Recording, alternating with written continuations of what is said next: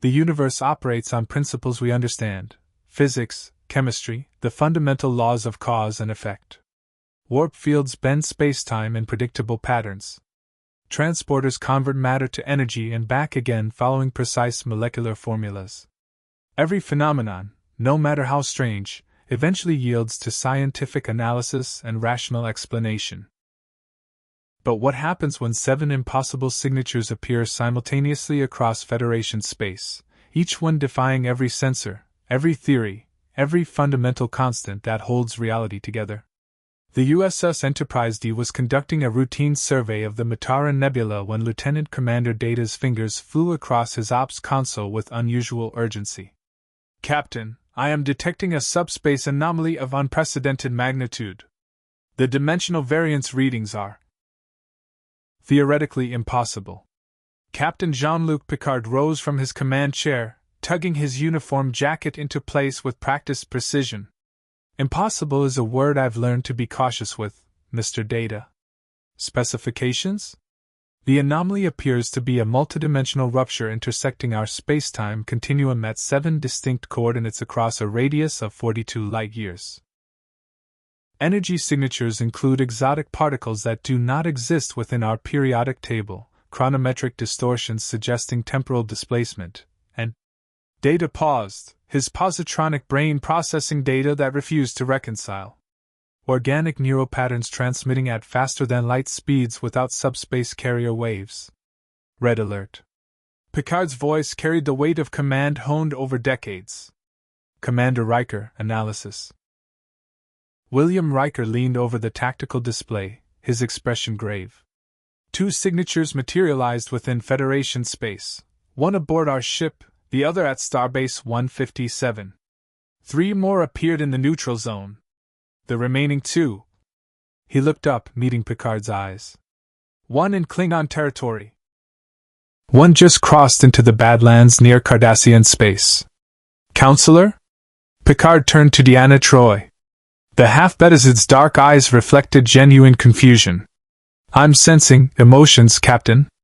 Powerful, distinct personalities. But they're unlike anything I've encountered. It's as if 7 entirely different forms of consciousness just appeared in our universe simultaneously." The turbolift doors hissed open. Lieutenant Worf's deep voice rumbled with barely contained aggression. "Captain, intruders detected in Cargo Bay 3. Security teams are responding, but..." He hesitated, a rarity for the Klingon security chief. "They report the intruders are requesting peaceful contact."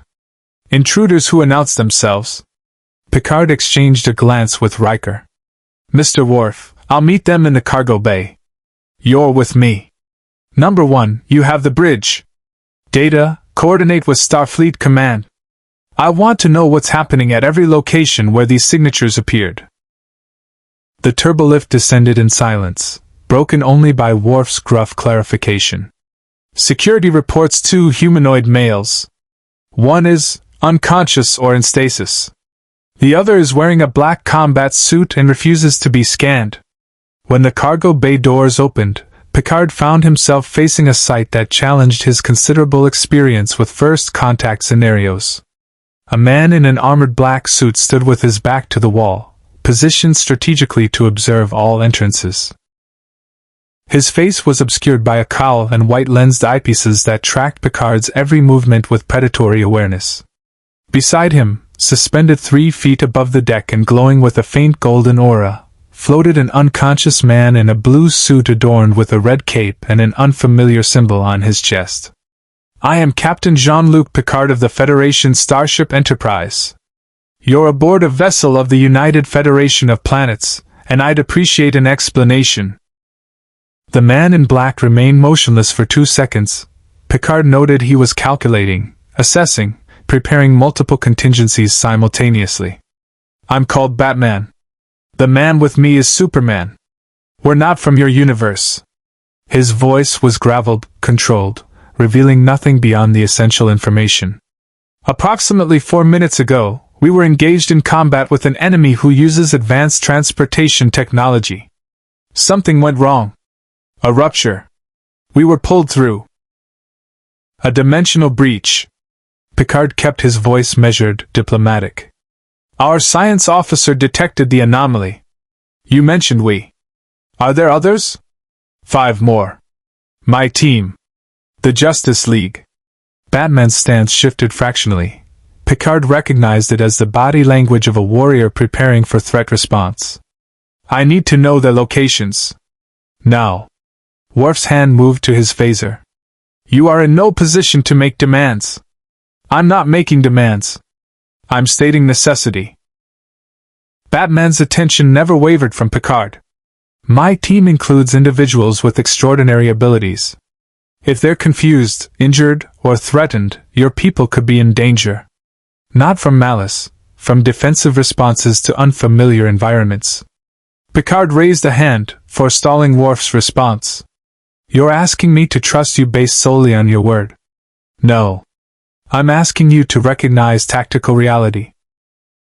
The man floating beside me can move faster than sound, lift objects weighing thousands of tons, and fire concentrated heat from his eyes.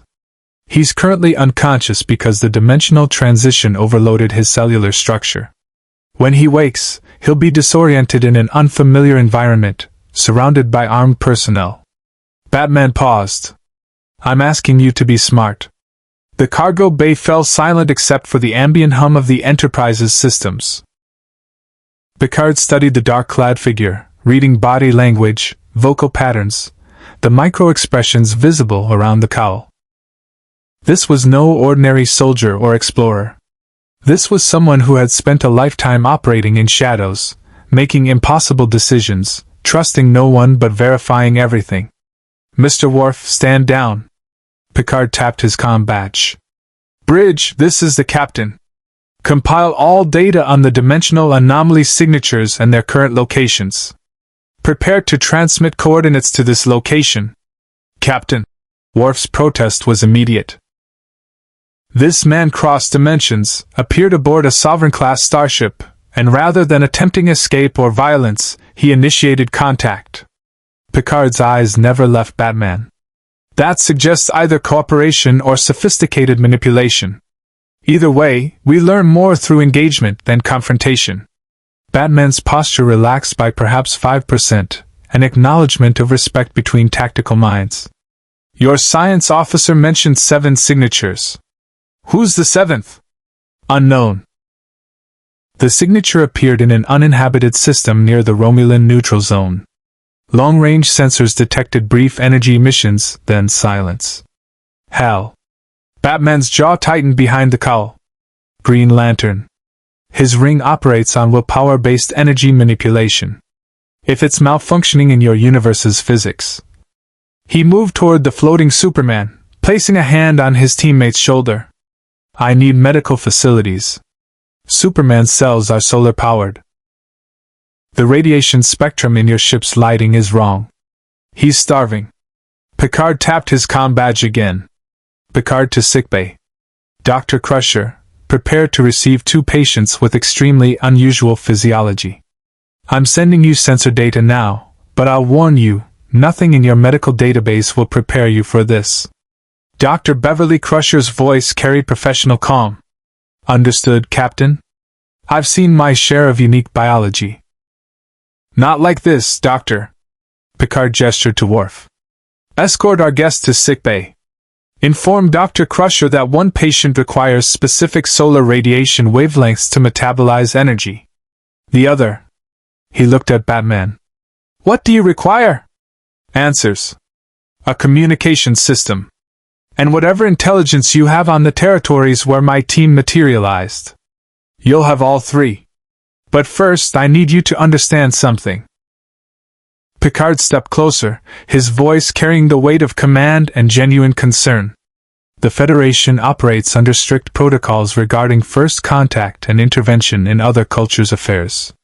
Your presence here, your team's presence, represents a crisis that extends far beyond this ship. The Romulans, the Klingon, even the Borg, every major power in this quadrant will want to study, recruit, or eliminate you.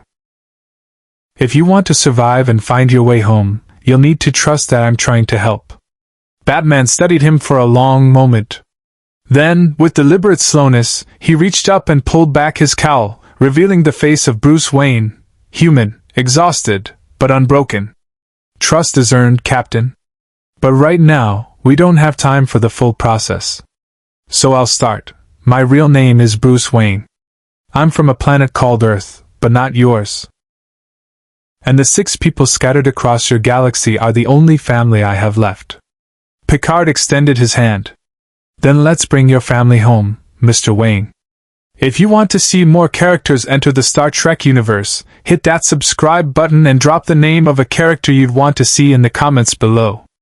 Live long and prosper." As they transported to sickbay, either man noticed Data's private communication to Starfleet Command, flagged with unprecedented urgency codes. Nor did they see the Romulan warbird decloaking at the edge of sensor range, its commander staring at energy signatures that promised power beyond imagination. The universe had just become far more complicated. Sickbay had become ground zero for scientific impossibility. Dr. Beverly Crusher stood over Superman's floating form, her medical tricorder emitting a cascade of error signals that would have been concerning under normal circumstances. These circumstances were anything but normal. The unconscious man's cellular structure defied every principle of carbon-based biology she'd studied across 3 decades of Starfleet medicine. "His cells are absorbing and converting electromagnetic radiation into stored chemical energy," she reported, her voice tight with professional fascination warring against medical alarm. "But the efficiency rate is dropping. He's metabolizing his own stored reserves faster than our lighting can replenish them. Essentially starving to death under full illumination." Batman stood beside the biobed, his cowl restored, white lenses fixed on his teammates' vital signs. "He needs unfiltered yellow sun radiation. Your deflector shields and artificial gravity systems are filtering out the wavelengths his Kryptonian physiology requires." "Kryptonian?" Crusher looked up sharply. "Alien. Not from Earth, our Earth." Batman's fingers moved across the medical console with surprising familiarity, accessing systems that should have required Starfleet authorization codes. "Your computer architecture is different, but the logic structure is similar to LexCorp neural networks. I can adapt." Worf's hand dropped to his phaser. "You are accessing secured Starfleet systems. I'm saving my friend's life using whatever tools are available." Batman didn't look up from the console. "Doctor, can you modulate your biob's illumination to emit concentrated solar spectrum radiation? Wavelengths between 400 and 700 nanometers, intensity increased by a factor of 50. Crusher's medical instincts overcame her security concerns. "That would cook a normal patient alive. He's not normal. Do it." She made the adjustments. The biob's lighting shifted, becoming searingly bright, and Superman's chest rose with a sudden, deep inhalation. His eyes snapped open, blazing blue, literally glowing with absorbed solar energy, and he sat up with such speed that the biob's restraining field activated automatically. "Where?" Superman's voice carried harmonics that made the medical instruments vibrate. His gaze swept the room, processing dozens of data points simultaneously, until they locked onto Batman. "Bruce. Report. Dimensional breach. Unknown universe. Starship Enterprise, United Federation of Planets." Batman's tone shifted fractionally, still controlled, but carrying an undertone of relief that Crusher found oddly humanizing. "League scattered. I'm working on retrieving coordinates." Superman floated upward, defying the Enterprise's gravity as easily as breathing, until Batman placed a hand on his shoulder. "Clark." Slowly. "These people have been cooperative. Don't give them reasons to reconsider." The Kryptonian's feet touched the deck gently. He nodded to Crusher, then to Worf, his expression settling into practiced diplomacy despite obvious disorientation. "I apologize for the dramatic entrance. I'm called Superman. Thank you for your medical assistance, Doctor." "Crusher. Beverly Crusher." She studied him with renewed intensity. "Your cellular structure is unlike anything in Federation medical databases. If you're comfortable answering questions." Later. Batman's interruption was absolute. Captain Picard promised intelligence on our team's locations. The sickbay doors hissed open, admitting Picard with Data and Counselor Troy. The android's golden eyes widened fractionally, his equivalent of profound surprise, as he observed Superman's gravitational defiance. Fascinating. You are generating a localized anti-gravity field without any detectable technological apparatus. Data tilted his head. The energy expenditure required to counteract a Constitution-class starship's artificial gravity should produce significant thermal signatures, yet my tricorder detects none. Superman descended, standing beside Batman.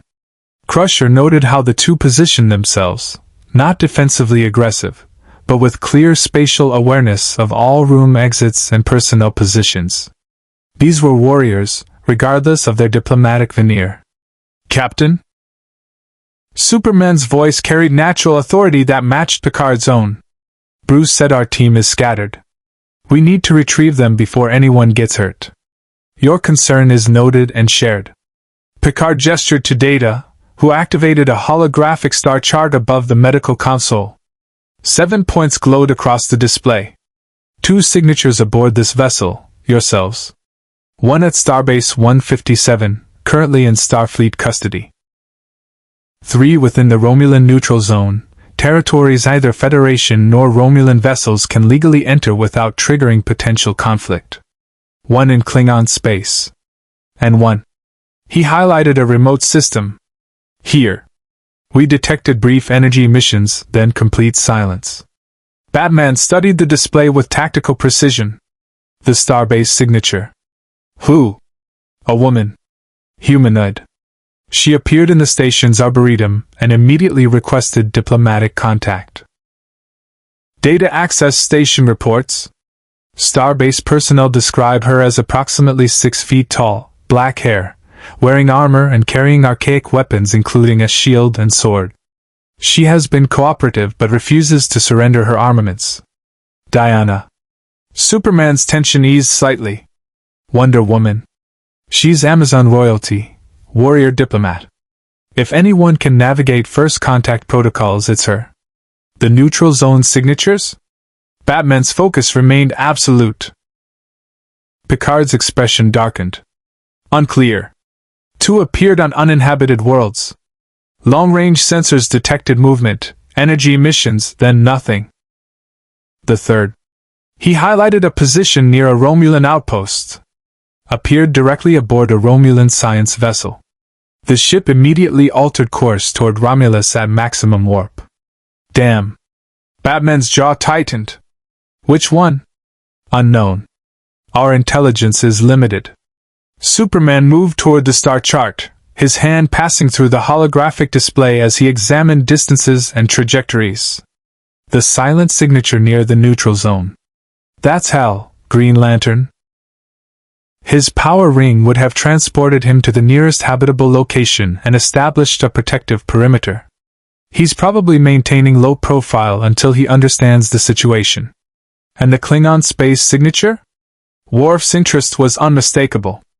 Could be several team members. Batman accessed the console again, pulling up energy emission analysis. These readings, massive kinetic force, localized tectonic disturbances. Arthur. Aquaman. He appeared somewhere with water, probably an ocean world, and he's not subtle when threatened. The Klingon Empire controls several oceanic systems. Data confirmed. Cross-referencing energy signatures with potential locations. The most probable coordinate is QoNOS itself. Worf's expression shifted to something approaching respect. The Klingon homeworld. If this Aquaman displayed warrior prowess, they'd challenge him to honorable combat. Picard understood immediately. Mr. Data, open a secure channel to Klingon High Command. Inform them we're investigating the dimensional anomaly, and request any information about unusual arrivals. That leaves 2 signatures unaccounted for in Romulan territory, and 1 captured by their science vessel. Superman turned to Picard. Captain, I understand you have protocols and regulations. But my team includes individuals with abilities that could be weaponized if the wrong people understand how they work. We need to retrieve them. Now. I appreciate your urgency, but entering Romulan territory without authorization would be an act of war. Picard's tone remained diplomatic but unyielding. The Federation has maintained fragile peace with the Romulan Star Empire for decades. I won't jeopardize that for what? 7 people you don't know? Batman stepped forward. Captain, you seem like a reasonable man. So I'll be direct. One of my teammates can move faster than your sensors can track. Another can create solid energy constructs limited only by imagination and willpower. A third is half human, half machine with the ability to interface with and potentially control any computer system in this universe. He paused. If the Romulans capture and reverse engineer those abilities, what happens to your fragile peace? The sickbay fell silent. Troy spoke quietly, her empathic senses focused on the two-dimensional travelers. Captain, they're telling the truth. Their concern isn't just for their teammates. They're genuinely worried about what might happen if their abilities are weaponized. Picard considered, his command instincts weighing impossible variables. Finally, he tapped his comm badge. Picard to bridge. Set course for Starbase 157, maximum warp. Inform the station we're en route to retrieve our guests. He turned back to Batman and Superman. We'll collect your teammate from the Starbase first. Then we'll address the more complicated retrievals. But understand, if this escalates into armed conflict with the Romulans or Klingon, the consequences will extend far beyond your team. Starbase 157 hung in the void like a monument to Federation engineering, a massive orbital facility designed to service deep space exploration vessels and serve as a diplomatic waypoint for border negotiations. Its arboretum, a carefully maintained ecological preserve spanning 3 decks, had never hosted a visitor quite like the one standing among the Vulcan orchids. Wonder Woman, Diana of Themyscira, stood with perfect warrior's poise, her hand resting on the hilt of her sword while 24 Starfleet security personnel maintained a respectful perimeter. She had learned much in the 3 hours since her arrival simply by observing.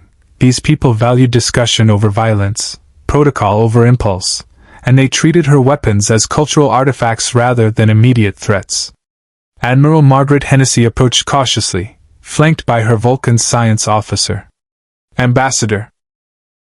If I may use that title, the Enterprise is en route. Captain Picard reports that 2 of your companions are aboard and safe.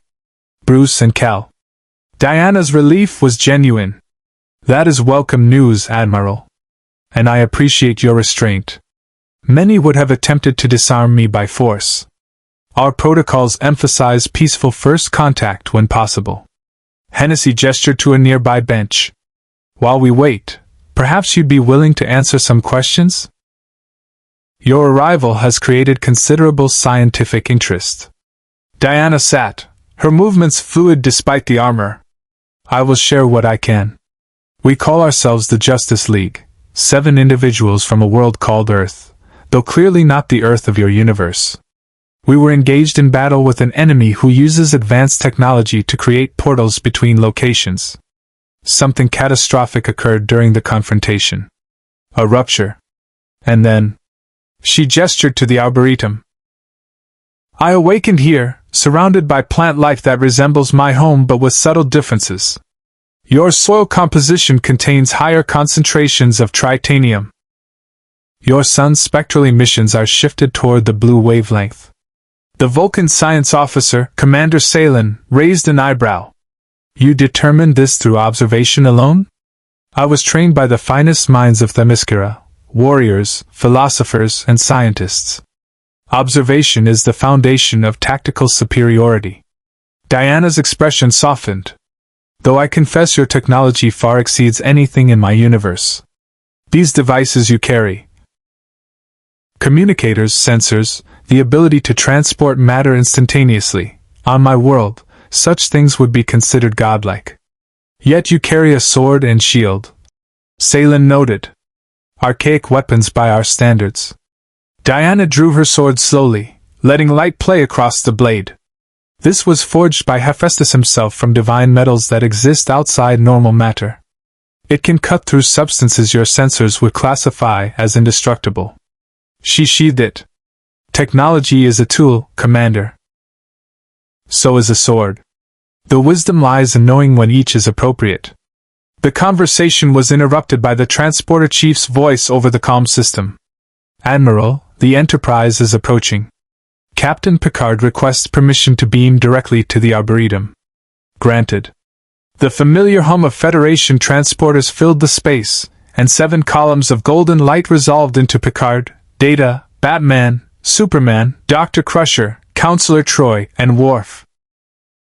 Diana's face lit with genuine joy as she saw her teammates. Cal. Bruce. She embraced Superman, then clasped Batman's armored shoulder. I feared you might be injured. We're operational. Batman's assessment was clinical, but Diana caught the relief in his voice. Status? Unharmed. These people have treated me with respect and courtesy. She turned to Picard, extending her hand in the warrior's greeting. I am Diana, Princess of Themyscira, called Wonder Woman. You have my gratitude for reuniting us, Captain Picard. Picard accepted the gesture, impressed by the strength in her grip, controlled, but suggesting reserves of power far beyond human norms. The gratitude is mutual, Ambassador Diana. Your cooperation with Starbase personnel has made this considerably easier. Superman moved to the Arboretum's observation port, gazing at the star field beyond. Captain, we need to discuss retrieving the rest of our team. Victor, Cyborg, appeared in Romulan space. Barry, the Flash, is somewhere in the neutral zone. Hal. Green Lantern, went silent near Romulan territory. And Arthur, Aquaman, is likely causing a diplomatic incident in Klingon space as we speak. Your assessment is accurate regarding the last. Picard activated a PADD, displaying recent intelligence. The Klingon High Command has responded to our inquiry. They report that a warrior of considerable prowess appeared in the Great Hall of QNOS during a session of the High Council. He challenged Chancellor Gowron's honor guard to single combat when they attempted to restrain him. Worf's expression shifted to something approaching admiration. What was the outcome? Batman pulled up additional data on his gauntlet computer, which he'd somehow interfaced with the Starbase systems. According to Klingon military reports, your Aquaman defeated 7 of their finest warriors in under 2 minutes without killing any of them. He's currently being treated as an honored guest, and has requested transport off-world. That's Arthur. Diana couldn't suppress a slight smile. He's the king of Atlantis in our world. Diplomacy through superior combat skills is not unfamiliar to him. The Klingon will respect that. Worf confirmed. Chancellor Gowron may grant him safe passage simply out of warrior's honor. Which leaves our 3 teammates in Romulan territory. Superman's voice carried edge. What's our plan? Picard exchanged glances with Admiral Hennessy. The situation is complicated. We've detected subspace communications traffic suggesting the Romulans are aware of multiple anomalous arrivals. The Tal Shiar, their intelligence service, has mobilized assets throughout the neutral zone. Data stepped forward, calling up a holographic tactical display. I have been analyzing the energy signatures from the remaining team members. The signal that disappeared near the neutral zone exhibits periodical quantum fluctuations consistent with temporal distortion. If this Flash individual can manipulate time, he can. Batman's tone was grim. Barry Allen is connected to an extra-dimensional energy field that allows him to move at velocities that break causality. If he's injured, confused, or threatened, he might instinctively accelerate to speeds that create temporal paradoxes. The implication settled over the assembled officers like a shroud. Crusher spoke carefully. You're saying he could accidentally alter the timeline? Or shatter it completely? Batman confirmed. The speed force doesn't follow normal physics. In our universe, there are safeguards, cosmic constants that prevent catastrophic temporal damage. Here? He gestured at the star field. We have no idea what happens if Barry pushes too hard. Diana placed her hand on Batman's shoulder. Then we find him quickly. What a victor in hell! Picard pulled up new intelligence. The Romulan science vessel that captured one of your teammates has docked at a research station in the Devora's system. Long-range sensors detected massive energy emissions shortly after docking, technological in nature, but unlike any known Romulan systems. Cyborg. Superman's jaw tightened. He's half human, half machine. His technology is decades beyond anything in our world. If the Romulans are trying to access his systems, he'll resist. Batman finished. Victor Stone has more self-control than most people realize. But if they push him, if they try to dissect his technology or extract his human components. He didn't finish the thought. Salen spoke with typical Vulcan directness. You are describing individuals with capabilities that violate established laws of physics, biology, and temporal mechanics. Their presence in our universe represents a clear and present danger to dimensional stability. Commander Salen raises a valid concern. Picard's voice carried diplomatic weight. But these individuals are also sentient beings deserving of protection under Federation law. We cannot abandon them to potential exploitation or harm. Captain, Admiral Hennessy interjected.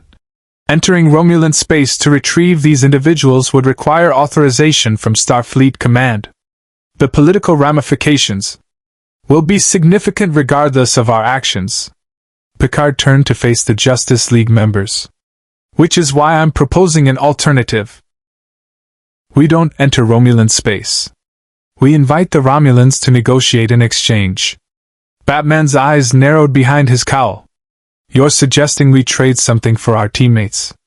I'm suggesting we offer them something more valuable than prisoners to dissect, information. Picard gestured to data.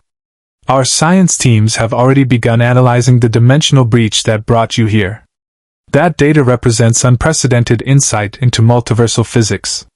The Romulans would find it extremely valuable. Diana studied Picard carefully. You would share advanced scientific knowledge with a hostile power to save people you barely know? I would uphold Federation principles that protect sentient rights while preventing potential war. Picard met her gaze evenly. But I need your consent. This data could theoretically allow the Romulans to create their own dimensional breaches.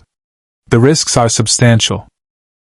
Superman, Batman, and Diana exchanged glances, a conversation carried through years of partnership and unspoken understanding. Finally, Superman spoke. Do it. But Captain, if negotiations fail, then we explore more direct options. Picard tapped his comm badge. Enterprise, prepare for departure. Set course for the neutral zone, coordinates to follow. And open a secure channel to Romulan High Command. Tell them the Federation wishes to discuss matters of mutual scientific interest. As the group prepared to transport back to the Enterprise, Diana paused beside Counselor Troy. You sense emotions, yes? What do you feel from Captain Picard? Troy smiled slightly. Determination. Concern. An absolute conviction that he's making the right choice, regardless of personal cost. Then he is a warrior in his own way. Diana nodded with respect. We have chosen our allies well. Deep Space 3 was little more than a listening post, a small Federation station positioned at the edge of the neutral zone, staffed by rotating crews who monitored subspace traffic and served as an early warning system for Romulan incursions. It had been designed for quiet observation, not for the chaos currently unfolding in its main operations center. The Flash had awakened 90 seconds ago. Lieutenant Kira Sato watched her sensor displays erupt with impossible readings as a figure in red moved through the station at speeds her instruments could barely register. One moment he was in Corridor 7. The next, he traversed 3 decks and appeared in engineering. Then back to the operations center. Then, he's everywhere at once. Her Balian co-pilot stammered, his blue hands frozen over his console. How is he everywhere at once? Barry Allen forced himself to slow down, fighting every instinct screaming at him to keep moving, keep searching, keep running until he found answers. But the speed force felt wrong here, thick, resistant, like moving through gelatin instead of air. Every step sent ripples through reality that his eyes could see, temporal distortions, probability waves, causality threads fraying at the edges. He stopped in the center of ops, vibrating at a frequency that made his form blur to the station personnel. Sorry. I'm not trying to scare you. Where am I? Where's the League? What happened to Dark Side? Sato reached slowly for her comm panel. I'm Lieutenant Sato, Federation Starfleet. You appeared here approximately 2 minutes ago via an unknown dimensional breach. We detected massive chronometric distortions. Chronometric? Barry focused, and the world came into sharp clarity. He could see it now. The station's chronometers were running at different speeds depending on proximity to his position. He'd been unconsciously creating temporal eddies just by existing here. Oh no. That's bad. That's really bad. A new presence materialized in ops via transporter, a figure whose body was a seamless fusion of human flesh and technological components. Cyborg stumbled slightly as he rematerialized, his human eye blinking while his cybernetic eye pulsed with diagnostic data. Victor! Barry's relief was palpable. Barry? Cyborg's system stabilized, processing the unfamiliar technology around him. Where are we? Last thing I remember was the boom tube collapsing and then. He looked down at his hands, watching error messages scroll across his internal displays. My systems are going haywire. Nothing's compatible. It's like trying to run quantum software on vacuum tube hardware. Sato watched the two figures with growing alarm. Her standing orders for anomalous contacts were clear. Observe, record, do not engage unless threatened. But these two seemed more confused than hostile. If you'll both remain calm, I've sent a priority message to Starfleet Command. They're coordinating with the USS Enterprise regarding your situation. Enterprise? Cyborg accessed the station's computer network with a thought, or tried to. The architecture was completely alien to his systems, but he could feel the data flowing around him like a digital ocean. Your computer systems are using isolinear processing and deuteronic relays. That's actually kind of primitive compared to what I'm used to, but the elegance is incredible. Please don't interface with our systems, Sato said carefully. We don't know what. Too late. Cyborg's consciousness had already brushed against the station's network, and in that moment of contact, Deep Space Three's computer core learned things it was never designed to process. His internal technology transmitted petabytes of data in nanoseconds, architectural schematics, encryption protocols, processing algorithms that wouldn't be invented in this universe for decades. Alarms shrieked across every console. I'm sorry! Cyborg pulled back immediately, severing the connection. I didn't mean to, it's automatic. My systems tried to establish handshake protocols with any nearby network. I'll keep it locked down. Barry vibrated with nervous energy, literally phasing in and out of visibility. Victor, we need to find the others. I can feel something wrong with the speed force here. It's like the universe's physics are off by just enough that I might accidentally. The station shuddered. Sato's sensors erupted with new contacts. 3 Romulan warbids decloaking. They're targeting the station with weapons. Barry moved before thought completed. In the fraction of a second between Sato's warning and the first disruptor blast, he had evacuated 17 station personnel to the emergency escape pods, checked every compartment for stragglers, and returned to ops. To everyone else, it appeared instantaneous. Everyone's in the pods, he reported, breathing hard. But I can't keep this up. Every time I move that fast here, I can feel reality stretching. Like fabric about to tear. Cyborg's eye flared as he accessed external sensors without touching the computers. Pure wireless interface through ambient electromagnetic fields. The Romulans are hailing. They're demanding we surrender as dimensional refugees subject to Romulan territorial authority. His expression hardened. They monitored my data transmission. They know what I am. A new voice cut through the comm system, cold, precise, and absolutely confident. Attention Federation Station. This is Commander Torith of the Romulan warbird Kazara. You harbor technological assets of significant strategic value. Surrender them peacefully, and your personnel will be returned to Federation space unharmed. Resist, and we will take them by force. Barry looked at Cyborg. We're not weapons. We're not assets. Tell them that. Cyborg's human hand clenched into a fist. But I don't think they'll listen. Sato stood, her training overriding fear. This is Federation territory. You have no authority. The neutral zone belongs to whoever can hold it, Lieutenant. Toritha's voice carried dark amusement. You have 30 seconds to comply. Barry felt the speed force churning around him, begging to be used. He could disable all 3 warbirds before their crews could blink. He could phase through their hulls, dismantle their weapons, save everyone. But the temporal distortions would cascade. He could see the probability threads. 93% chance of creating a causality loop that would trap this station in a temporal anomaly. 67% chance of accidentally erasing this timeline entirely. I can't use my speed, he said quietly. Not without breaking something fundamental. Cyborg systems calculated attack vectors, defensive options, probability matrices. I could hack their ships. My technology is advanced enough that their computer security would be like wet paper.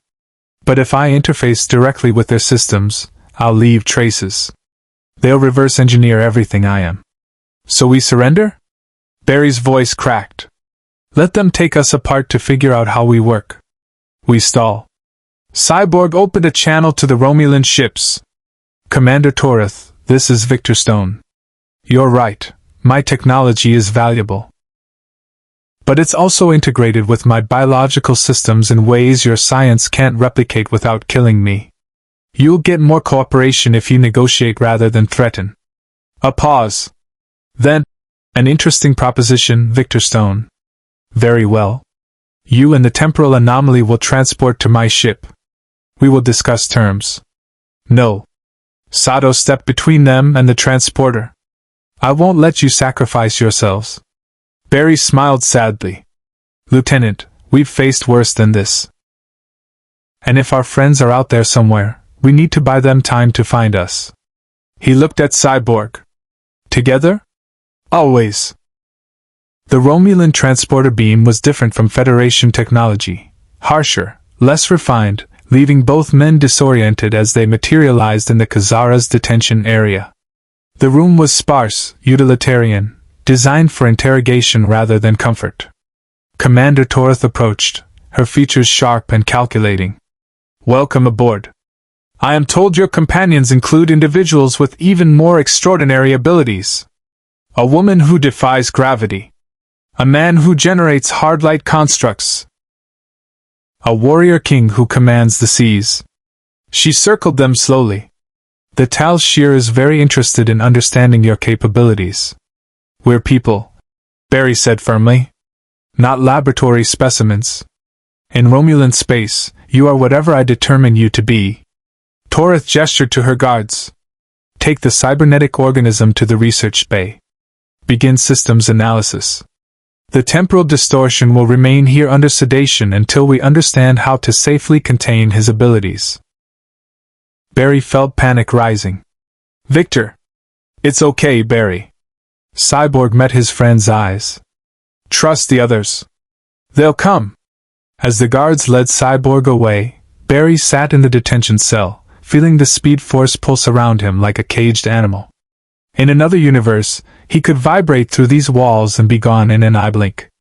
Here, every instinct screamed danger, that using his power would shatter something irreparable. He closed his eyes and focused on maintaining stillness, feeling the universe's timeline flow around him like a river he couldn't afford to disturb. Somewhere in that flow, he felt a presence, vast, impossible, watching with amused interest. The game had become much more interesting. The void between stars held many secrets. Hal Jordan floated among them, encased in a protective sphere of emerald light that pulsed with each heartbeat, each deliberate breath. The power ring on his finger hummed with familiar energy, but the connection to the central power battery felt stretched thin, like shouting across a vast distance and hearing only faint echoes in return. "Ring status," he commanded quietly. The construct around him flickered with diagnostic data.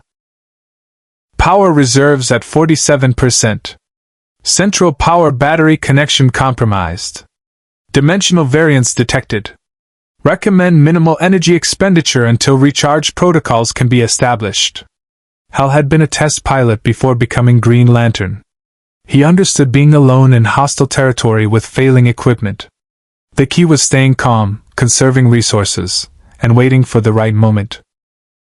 He'd created a camouflaged energy sphere on this barren moon, and had been observing the nearby Romulan outposts for the past 2 hours. They knew he was here. He'd seen their sensor sweeps, watched scout ships pass within kilometers of his position. But the ring's stealth protocols, designed to hide from Manhunters and Sinestro Corps members across the universe, apparently worked just fine against local technology. The tactical situation was clear. His teammates were scattered. His power was limited, and rushing in blindly would just get him captured or killed. Then the sensors built into his ring detected something that changed everything. Massive energy signature approaching. Analyzing, composition, cybernetic and organic hybrid. Technological sophistication, extreme. Configuration matches files on Victor Stone. Hal's attention sharpened. A Romulan transport ship was approaching the outpost, and if the ring's analysis was correct, Vic was aboard. Captured. Chosen by a ring powered by willpower itself. Member of a corps that fancies itself the police force of creation. But here? He snapped his fingers. The ring went dark. Hal felt the power drain away completely, leaving him standing in the bizarre courtroom without protection, without weapons, without the emerald light that had defined him for years. Panic tried to claw its way up his throat, but he forced it down. Test pilots don't panic. "Point made," he said evenly. "You're powerful. I get it. Now give it back." Q laughed, a sound that echoed with genuine delight. "Oh, I like you. You've got spine. Most mortals grovel when I demonstrate my omnipotence." He snapped his fingers again, and the ring blazed back to life. "But I'm not here to torment you, Green Lantern. Well, not primarily. I'm here because your presence, and that of your colorfully costumed companions, has created a fascinating opportunity." "Opportunity for what?" "A test." Q conjured a chair from nothing and sat, crossing his legs. "You see, I've spent considerable time evaluating humanity in this universe. Captain Picard, in particular, has impressed me with his capacity for growth and moral reasoning. But your little Justice League represents something different. Beings with near-godlike power operating under a self-imposed moral framework. I want to see what happens when that framework collides with this universe's philosophy." Hal felt ice in his stomach. "You brought us here. Don't be ridiculous. I'm omnipotent, not omniscient about multiversal accidents." Q waved dismissively. "But I certainly didn't stop it from happening. And now that you're here, I'm going to ensure you face some genuinely interesting challenges. My friends are in danger. I don't have time for games." "Oh, but you do." Q stood, and suddenly they were back on the moon, the Romulan outpost visible in the distance.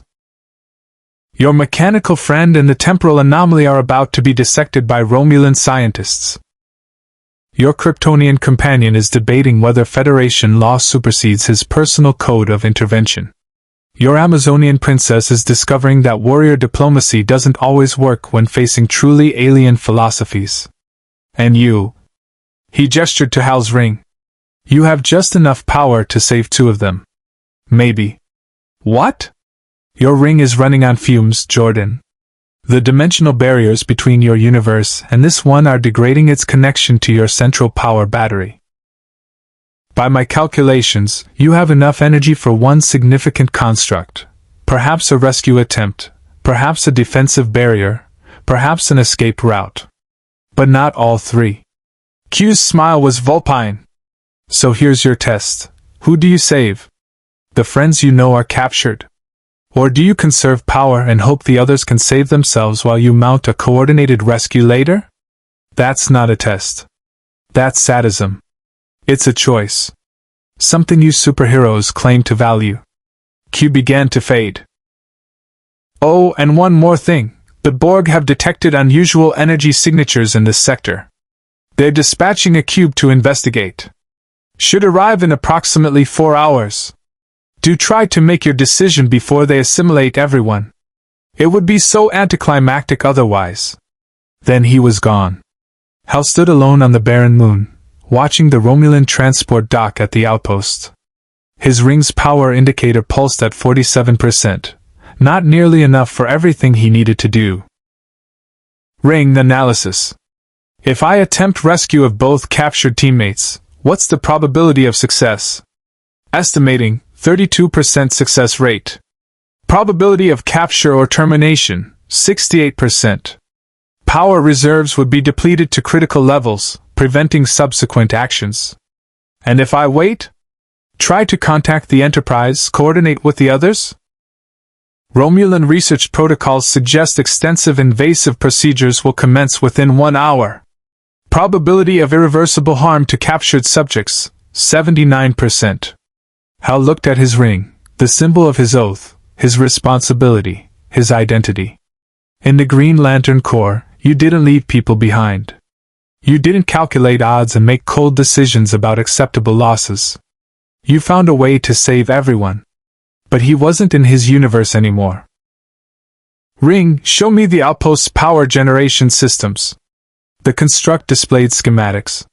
Hal studied them, his test pilot mind processing the information, looking for the angle, the leverage point, the impossible solution that might just work. There, he whispered. If I can overload their fusion reactor, create enough chaos to cover an extraction. Such action would require 17% of current power reserves. Success probability increases to 51%. However, collateral damage to Romulan personnel, probable. And there it was, the real test. Not resource management or tactical planning. The choice between saving his friends and potentially killing people who were just following orders, doing their jobs, unaware they'd become pawns in an omnipotent being's game. Hal Jordan closed his eyes, feeling the weight of the ring on his finger.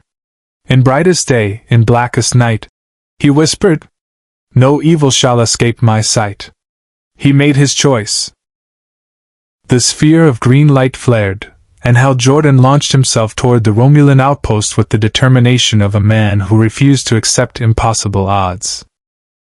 Romulan research protocols suggest extensive invasive procedures will commence within 1 hour. Probability of irreversible harm to captured subjects, 79%. Hal looked at his ring, the symbol of his oath, his responsibility, his identity. In the Green Lantern Corps, you didn't leave people behind. You didn't calculate odds and make cold decisions about acceptable losses. You found a way to save everyone. But he wasn't in his universe anymore.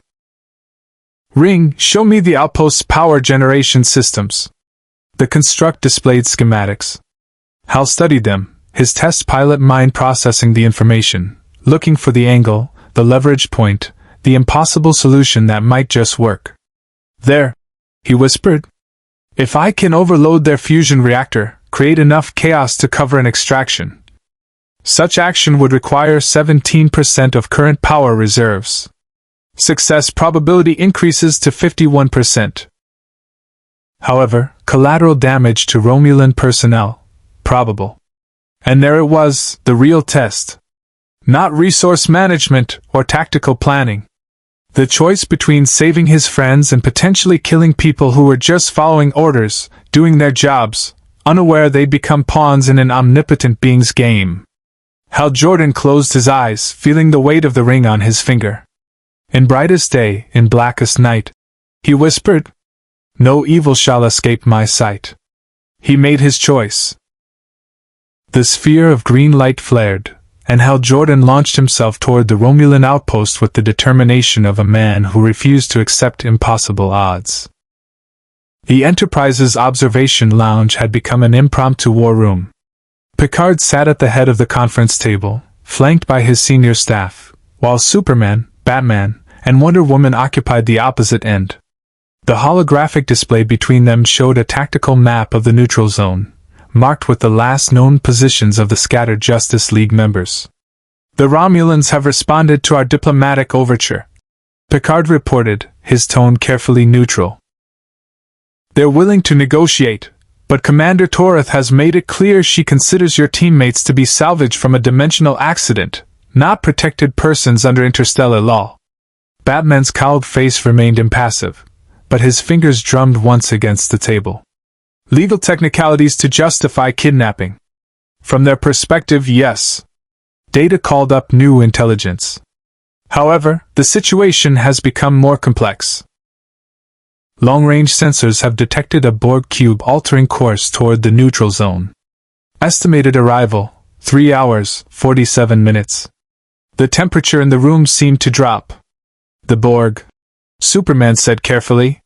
"Your files describe them as a cybernetic collective that assimilates entire civilizations. Trillions of drones acting as one mind." "Correct. Data confirmed. They seek technological and biological distinctiveness to add to their collective.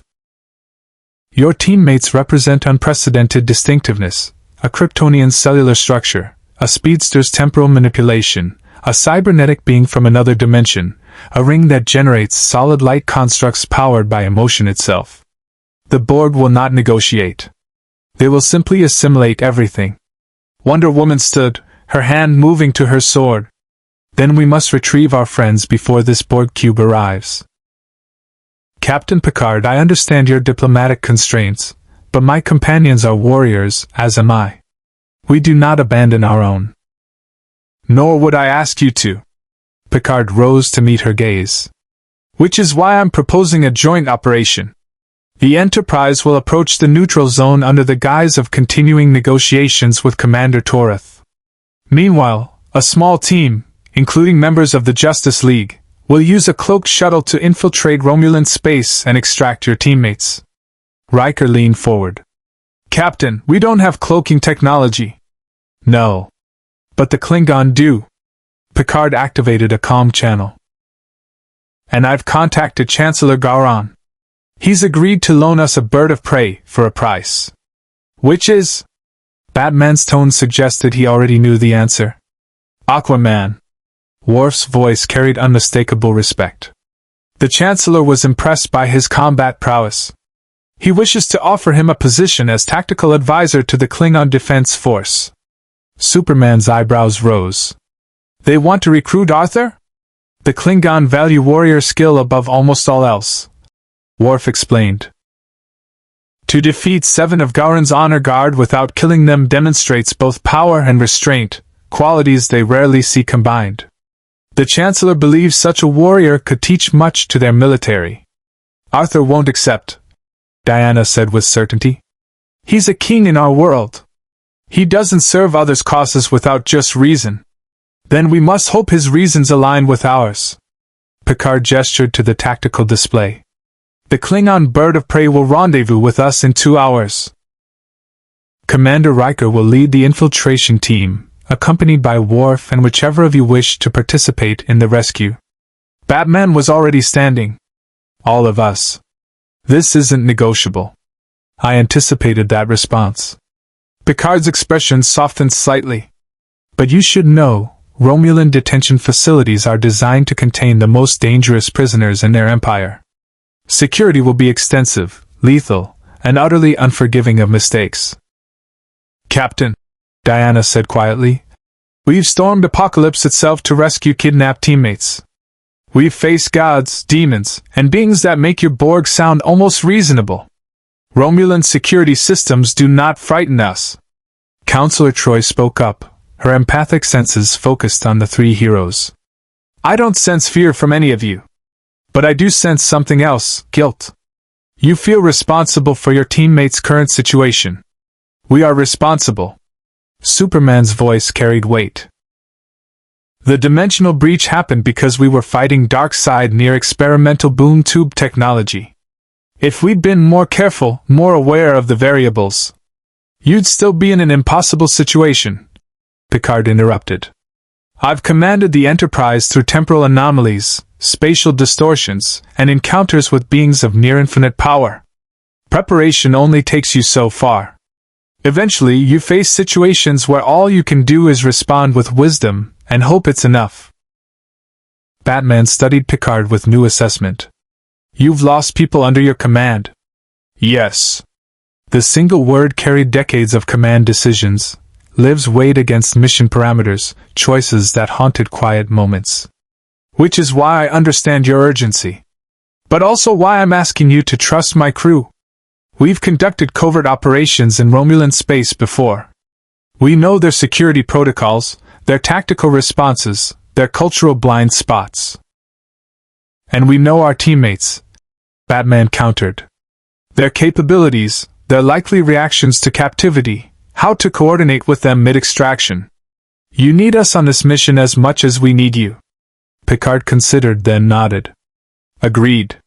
But you'll follow Commander Riker's tactical command. He has extensive experience with Romulan operations. Your extraordinary abilities will be invaluable, but only if deployed with precision rather than brute force." "Understood." Superman extended his hand across the table. "Thank you, Captain, for everything." As they clasped hands, Data's console chimed urgently. "Captain, I am detecting unusual energy emissions from the neutral zone. The source appears to be a Green Lantern power ring operating at maximum output."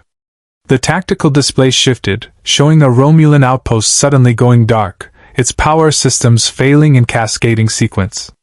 Emergency beacons activated across multiple frequencies. "Hell," Diana breathed. "He's making his move." Batman was already accessing sensor data through his gauntlet. Energy signature matches Green Lantern constructs, but the power levels are fluctuating wildly. He's running on reserves. "The Romulan outpost is transmitting distress calls," Data reported. "They're requesting military assistance. 3 warbirds are altering course to respond. Estimated arrival at the outpost, 23 minutes. Superman moved toward the door. "We need to get there first. The bird of prey won't arrive for another 2 hours, Riker said. "Then we use the Enterprise." Diana's tactical mind was already calculating. "Captain, can your ship reach transporter range of that outpost before the Romulan reinforcements arrive?" "At maximum warp, possibly. But approaching the neutral zone at combat speed would be seen as an act of aggression." Picard's command instincts warred with diplomatic protocol. "The Romulans could interpret it as an invasion. Or," Batman said quietly, "they could interpret it as the Federation responding to a distress call from their own facilities. The outpost is losing power. Life support will fail. You're rendering humanitarian assistance." Picard allowed himself the ghost of a smile. "That's a rather creative interpretation of the situation. I've had practice." Batman's tone was dry. "In our world, we call it working within the system while accomplishing the mission." "Captain," Worf rumbled, "the Klingon have a saying, 4,000 throats may be cut in one night by a running man. Green Lantern is making that run. We should support him." The bridge crew looked to Picard, waiting for the order that could mean war or peace, salvation or disaster. The captain stood in silence for 3 seconds, calculating probabilities, weighing consequences, trusting his instincts honed through years of impossible decisions. "Mr. Data, set course for the Romulan outpost, maximum warp. Prepare to transmit humanitarian assistance protocols to all Romulan vessels in range." He tapped his comm badge. "All hands, this is the captain. Red alert. We're crossing into the neutral zone."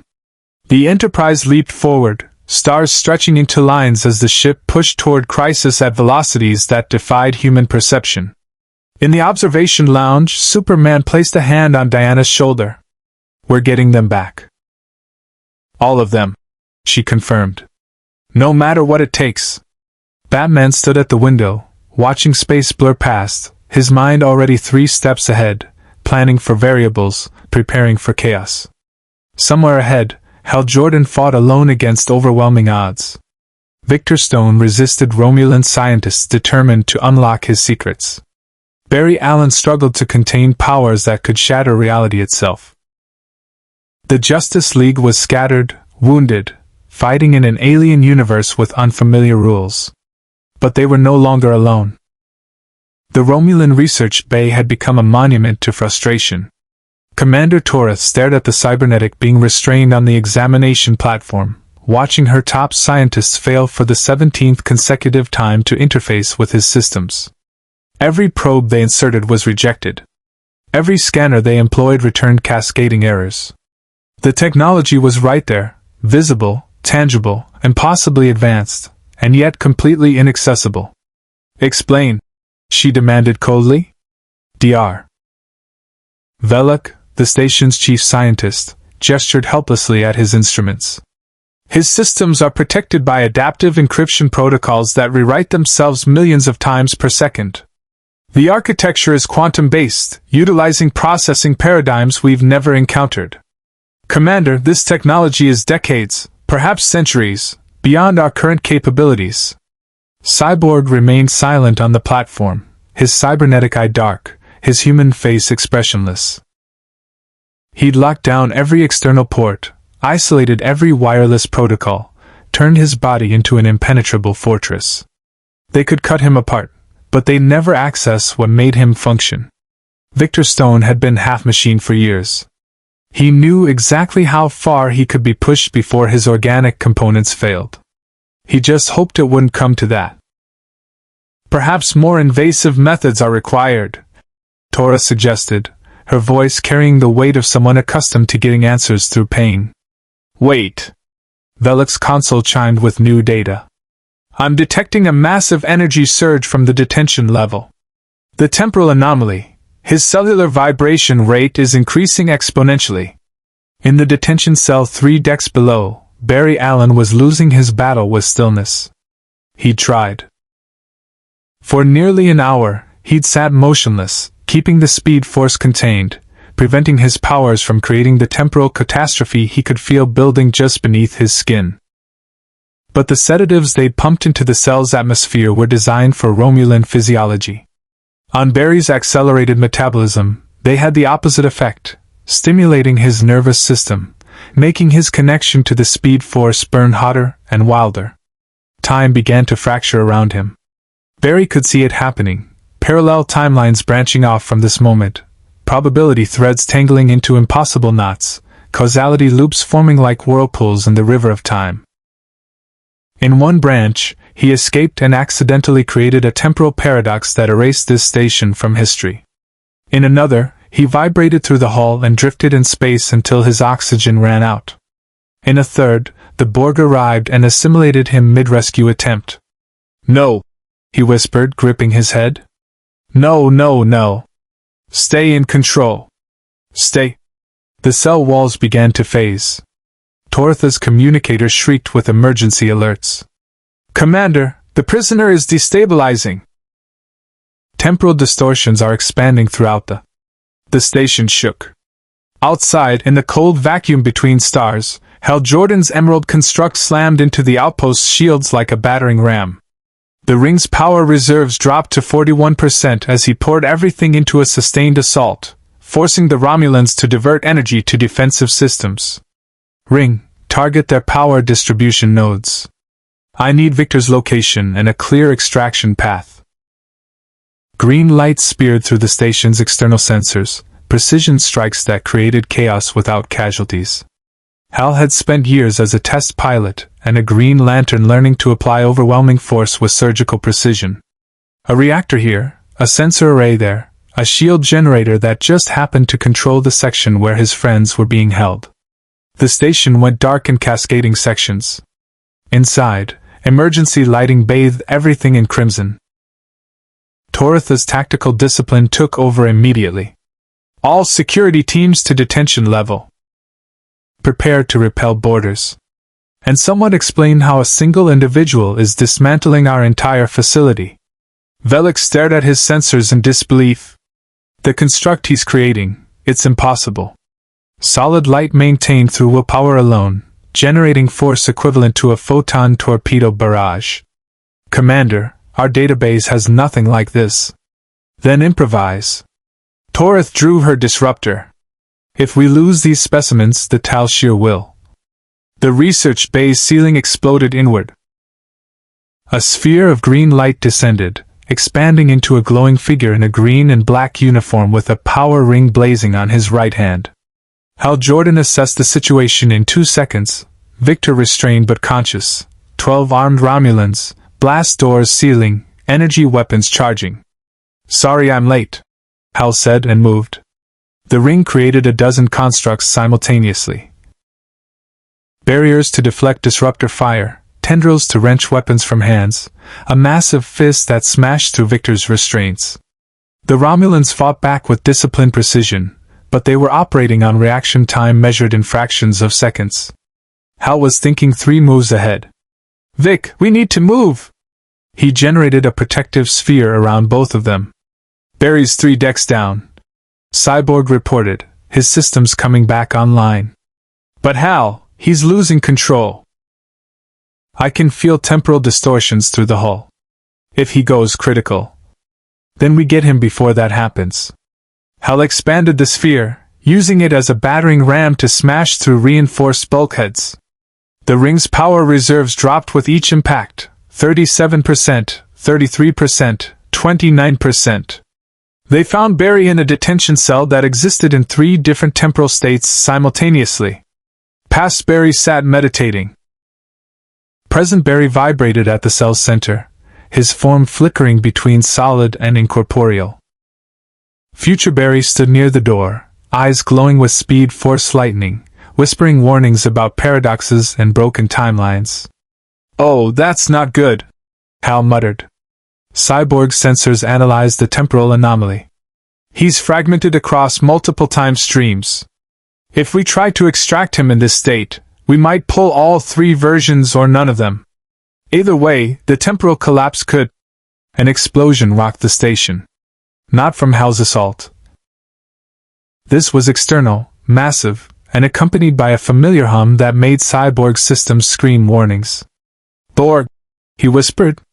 Through the station's fracturing hull, they could see it, a massive cube, black and green, bristling with weapons and cutting beams that sliced through Romulan shields like they didn't exist. The Collective had arrived early.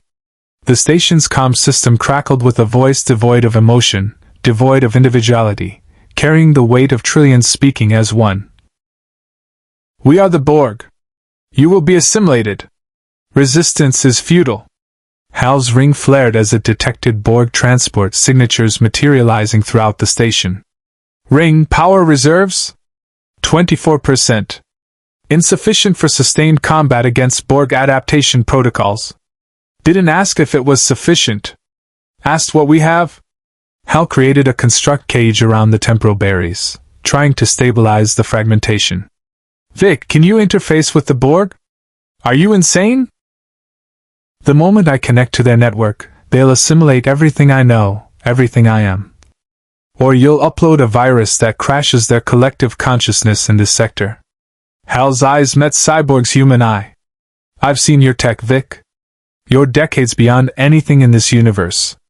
The Borg adapt to threats they understand. They won't understand you. Cyborg's processors calculated probabilities, running millions of simulations in nanoseconds. The risk was astronomical. But so was the potential reward. I'll need time. And a direct connection to their cube. I'll get you close. Hal reinforced his constructs as Borg drones materialized in the corridor outside. But first, we fix Barry. The 3 versions of Flash were screaming now, past, present, and future collapsing into a single point of temporal instability that threatened to consume the station.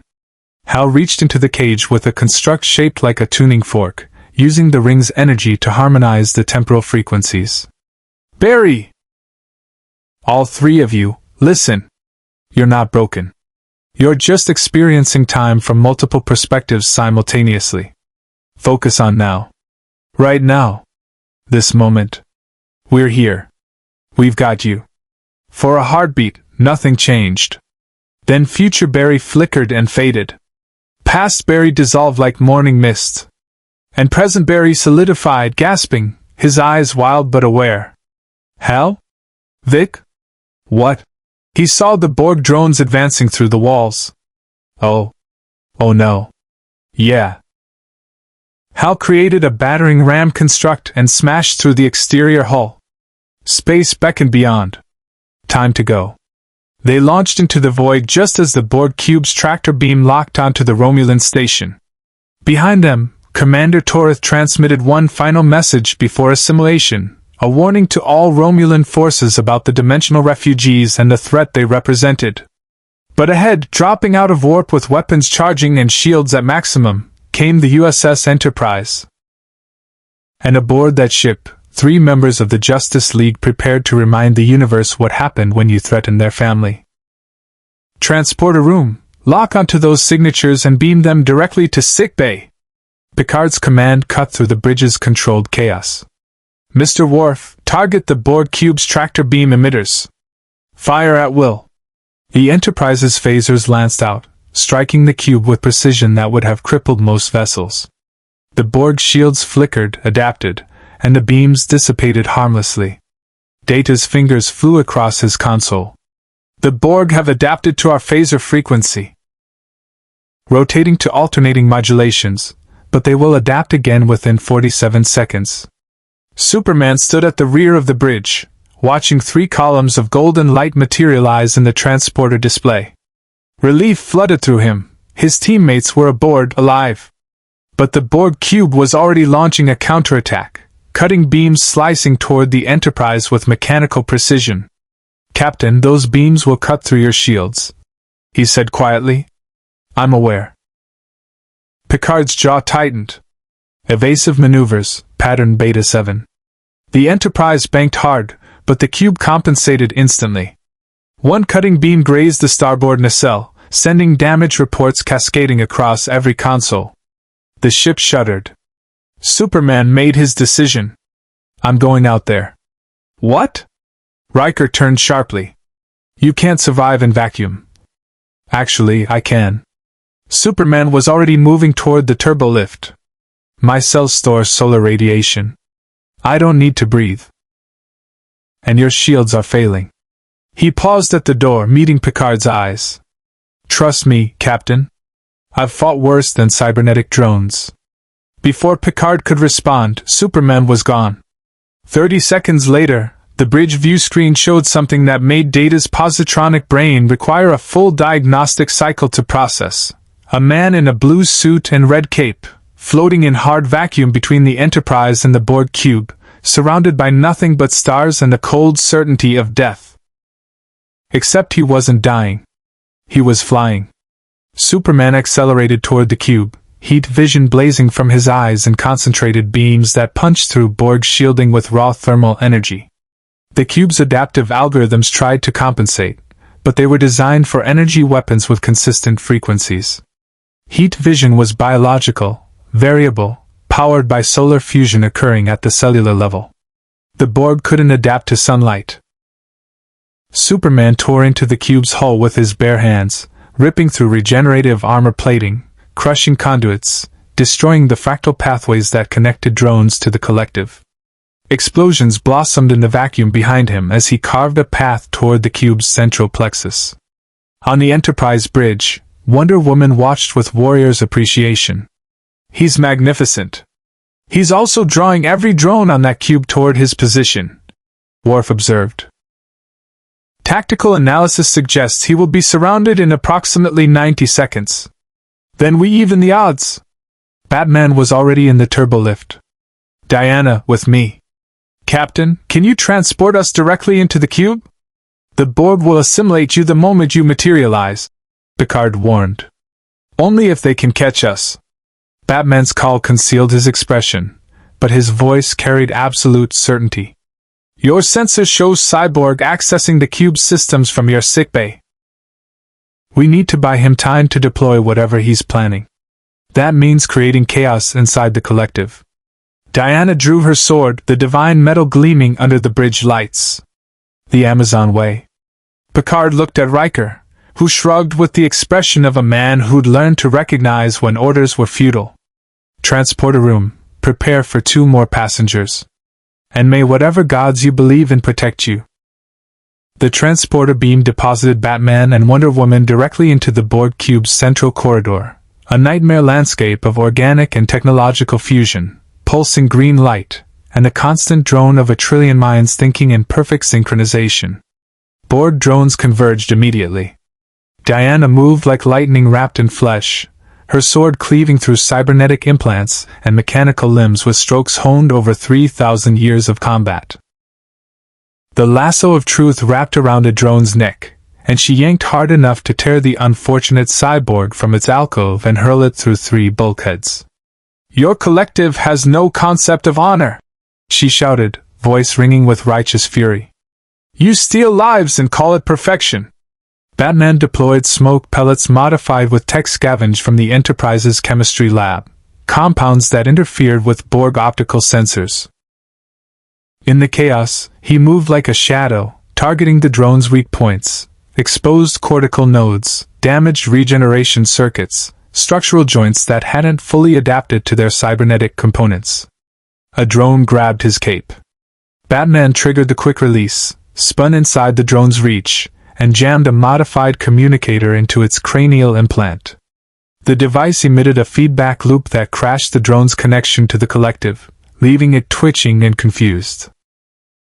"Adapt to unpredictability," Batman growled, already moving to the next target. 3 decks away, Superman fought through swarms of drones, each assimilation tubule that touched his skin breaking against Kryptonian cellular density. They couldn't inject nanoprobes through skin that could withstand nuclear explosions. They couldn't overpower muscles that could move planets. But they could adapt. The Borg began generating energy fields specifically calibrated to Kryptonian bioelectric signatures.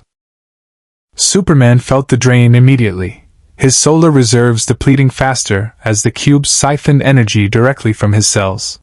He pushed harder, faster, knowing that every second he spent fighting was a second Cyborg had to work. In the Enterprise sickbay, Cyborg stood motionless, his consciousness diving deep into the Borg Collective's data stream. Dr. Crusher watched helplessly as his human eye rolled back. His breathing became shallow, his organic components struggling to sustain the massive processing load. "His neural activity is off the charts," she reported. "Whatever he's doing, it's pushing him past human tolerances. He's uploading a virus," Hal Jordan said from the next biobed, his ring recharging from emergency power cells data had jury-rigged. "Vic's technology is quantum-based. The Borg think in binary. He's introducing chaos into their ordered system." Barry Allen vibrated at a frequency just slow enough to remain stable. "How long until it works?" "Unknown," Data replied from his monitoring station. "The Borg Collective contains trillions of minds. Even a catastrophic virus would require time to propagate through the entire network." On the view screen, they watched Batman and Wonder Woman fighting back-to-back, surrounded by dozens of drones. Diana's shield deflected cutting beams while her sword carved through cybernetic flesh. Batman's utility belt was nearly empty, each gadget deployed with perfect timing to exploit momentary weaknesses. They were winning. Barely. Then the Borg Queen's voice echoed through every speaker on the ship, cold, calculating, infinitely patient. "We are the Borg. We have analyzed your Justice League. Superman biological. Exploitable. Wonder Woman physical. Containable. Batman human. Irrelevant. Flash. Temporal. Isolatable. Aquaman absent. Green Lantern depleted. Cyborg." A pause that somehow conveyed satisfaction. "Cyborg is ours." In sickbay, Cyborg's human eye snapped open, glowing with Borg green. "Oh no," Crusher breathed. Cyborg's voice emerged mechanical, devoid of personality. "We are Borg. Resistance is futile." His cybernetic arm lashed out, energy weapon charging to fire point-blank at Dr. Crusher. Barry moved on pure instinct, grabbing the doctor and vibrating them both through the bulkhead into the adjacent corridor. Hal raised his ring, but Cyborg's systems had already adapted, generating an electromagnetic pulse that disrupted the power ring's energy matrix. The ring went dark. "Vic!" Hal shouted. "Fight it! I know you're still in there." Cyborg advanced, his systems now fully integrated with the Borg Collective, his quantum processing architecture giving the Borg access to technologies they'd never imagined. Warning klaxons screamed across the Enterprise as Cyborg began assimilating the ship's computer core, rewriting systems, taking control of life support, weapons, warp drive. On the bridge, Picard felt his ship dying around him. "All hands abandon." "No." A new voice, calm and impossibly ancient, filled the bridge. Q appeared, standing in the center of the chaos with his arms crossed, watching the catastrophe unfold with the expression of a teacher disappointed in his student's performance. "Interesting," he mused. "Your solution was technology. Typical. But the Borg are technology. Fighting them with machines is like fighting fire with gasoline." He snapped his fingers. Time stopped. Every Borg drone froze mid-motion. The cube's systems halted. Even Cyborg stood paralyzed, caught between his human consciousness and the Collective's control. Only the Justice League and the Enterprise crew remained mobile, suspended in a bubble of Q's omnipotence. "Here's your second test," Q announced. "The Borg Queen has assimilated your teammate. In approximately 10 seconds when I restart time, he will finish taking control of this ship and use it to open a transwarp conduit directly to Borg space. Thousands of cubes will pour through. The Federation will fall. The Klingon, Romulans, everyone, assimilated." He gestured to Cyborg's frozen form. "You have one choice: destroy him now, save this universe. Or try to save him and doom trillions." The weight of impossible decisions settled over heroes and Starfleet officers alike. Batman stared at Cyborg's frozen form, his tactical mind already calculating angles, trajectories, kill shots. One batarang to the exposed cortical node. A precise strike that would sever the connection between Victor's human brain and his cybernetic systems. Clean. Efficient. Permanent. His hand moved to his utility belt. "No." Superman's voice cut through the frozen moment like a blade. "We don't kill our own. He's been assimilated," Batman said flatly. "The Victor Stone we knew is gone." "You don't know that." Wonder Diana stepped between Batman and Cyborg. "The Amazons have faced possession, mind control, divine manipulation. The body may be compromised, but the soul, the essence of who a person is, that endures." Q applauded slowly. "Touching. Philosophical. Completely irrelevant. In 7 seconds I restart time. What's your decision?" Picard's command training warred with his ethical foundation. He'd faced this scenario before. The needs of the many versus the needs of the few. Logic dictated one answer. Humanity demanded another. "There must be another way," he said quietly. "There isn't." Q's smile was cruel. "I've examined every timeline, every probability. Either Cyborg dies and this universe survives, or you attempt rescue and trillions are assimilated. Those are your options." Barry Allen vibrated faster, his connection to the speed force burning through the temporal freeze Q had imposed. "What if we remove the Borg from Victor instead of removing Victor from existence?" "Impossible," Data stated. "Borg assimilation rewrites neural pathways at the synaptic level. Removal would require someone who can vibrate at the precise frequency to separate Borg nanoprobes from organic tissue without destroying either." Barry's eyes glowed with speed force energy. "Someone who can perceive time at the quantum level and make 1 trillion individual extractions in the span of a heartbeat." Q's expression shifted, curiosity replacing amusement. "You'd burn yourself out. The speed force connection in this universe is already unstable. Push it that hard, and you'll fragment again. Possibly permanently. Then I fragment." Barry's voice carried absolute conviction. "Vic would do it for me." Hal Jordan stepped forward, his ring flickering back to life with the last dregs of emergency power. He won't do it alone. Ring, can you create a construct that stabilizes his temporal signature while he works? The ring pulsed weakly. Affirmative. However, such stabilization would deplete all remaining power reserves.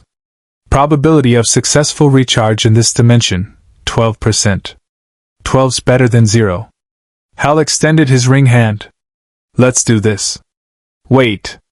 Dr. Crusher accessed her medical tricorder, analyzing Cyborg's biosigns through Q's temporal freeze. If you're going to separate Borg technology from his organic components, you need to know which systems are Borg and which are original. His cybernetics are integrated at the cellular level. One mistake. Then don't make mistakes. Batman was suddenly beside Barry, holding a device cobbled together from Enterprise components. This is a modified medical scanner calibrated to distinguish Borg nanoprobes from Victor's original technology.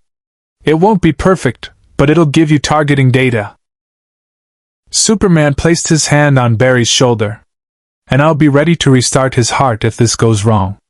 Kryptonian cellular biology includes bioelectric manipulation. It's crude, but it works. Diana drew her lasso, the golden rope glowing with divine light.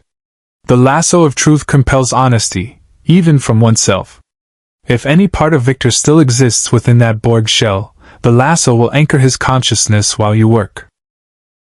Picard looked at his crew, then at the Justice League, seeing in their faces the same impossible determination that had carried the Enterprise through countless crises.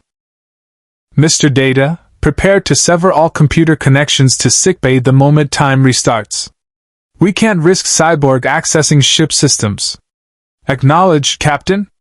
Worf drew his phaser, setting it to maximum. And if this fails, I will ensure the Borg threat is neutralized. Q watched the preparations with something approaching respect. You realize you're choosing the hardest possible path? Sacrifice would be simpler. Cleaner. Simple isn't the same as right, Picard said quietly. And clean solutions often leave the dirtiest consciences. How very Starfleet. Q sighed dramatically. Very well. Let's see if your impossible optimism can overcome impossible odds. He raised his hand. Oh, and one more thing. The Borg Queen is watching through Cyborg's eyes. She'll do everything in her power to stop you. Time resumes. Reality lurched back into motion. Cyborg systems activated, his arm weapon charging.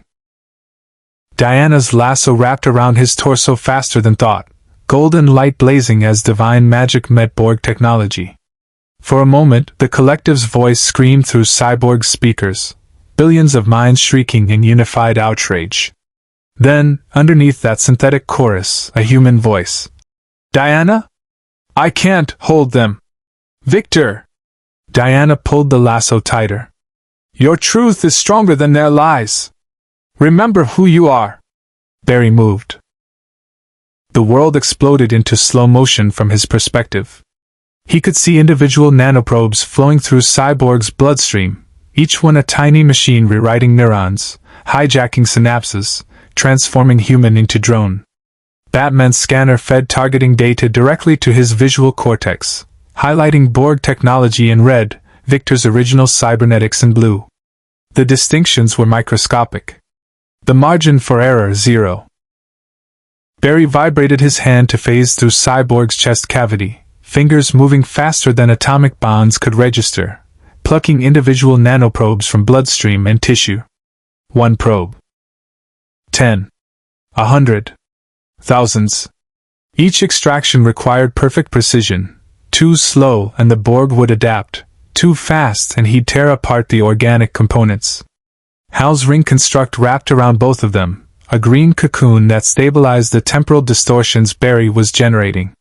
The ring's power dropped precipitously, 9%, 6%, 3%. Superman placed his hands on Cyborg's chest, monitoring the bioelectric signals from Victor's human heart. It was failing. Torn between Borg control and organic panic. Clark focused, channeling solar energy through his palms and controlled pulses, a makeshift defibrillator powered by Kryptonian biology. Inside Cyborg's mind, the Borg Queen spoke with terrible intimacy. You cannot win.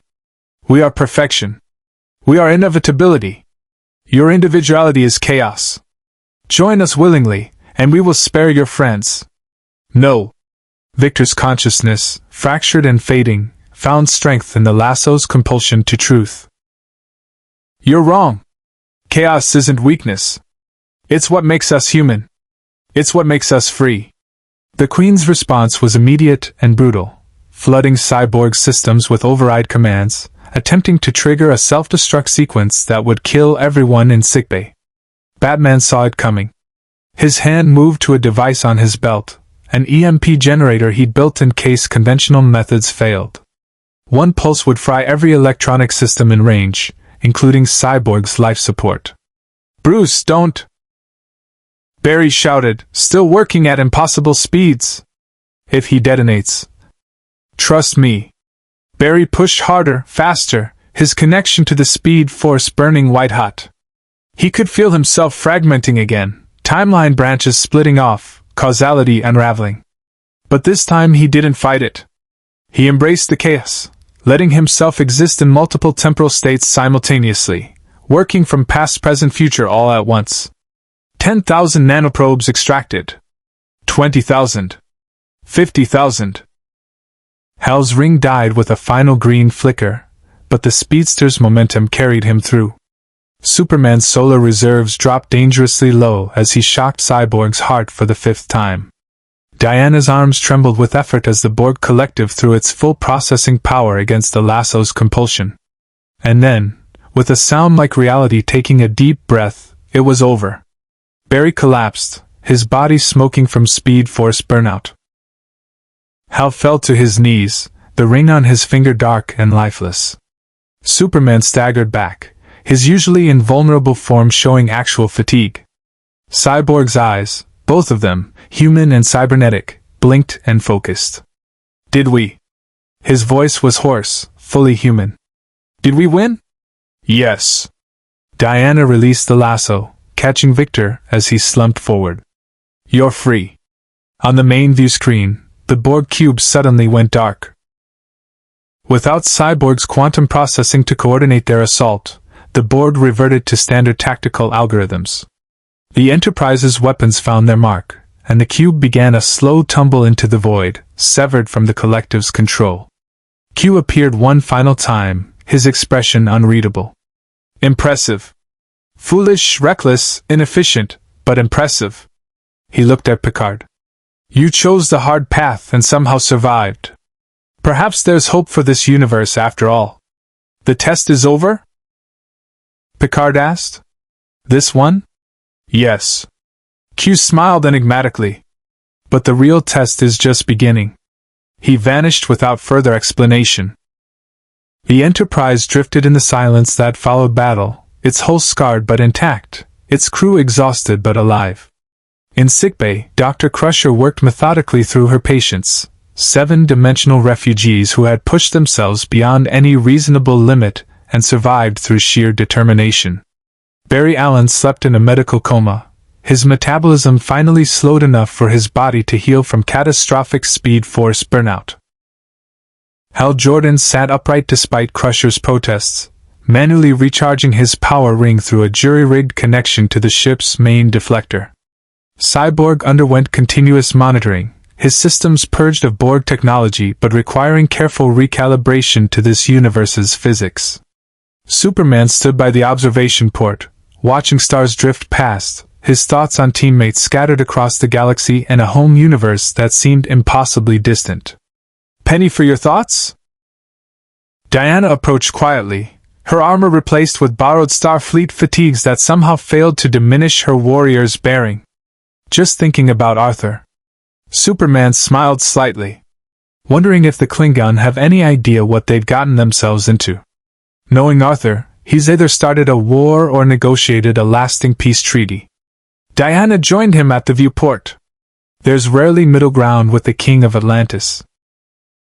The observation lounge doors opened, admitting Picard, Batman, and Commander Riker. The captain carried himself with the controlled exhaustion of a man who just navigated his ship through impossible circumstances and lived to file the report. "We've received word from Chancellor Garan," Picard announced. "Aquaman has agreed to return to Federation space, after impressing the Klingon High Council with what they describe as warrior wisdom befitting the ancient heroes. Apparently, he mediated a blood feud between two great houses using a combination of strategic insight and the threat of personal combat if they didn't reach agreement." Batman's mouth twitched in what might have been a smile. "That sounds like Arthur.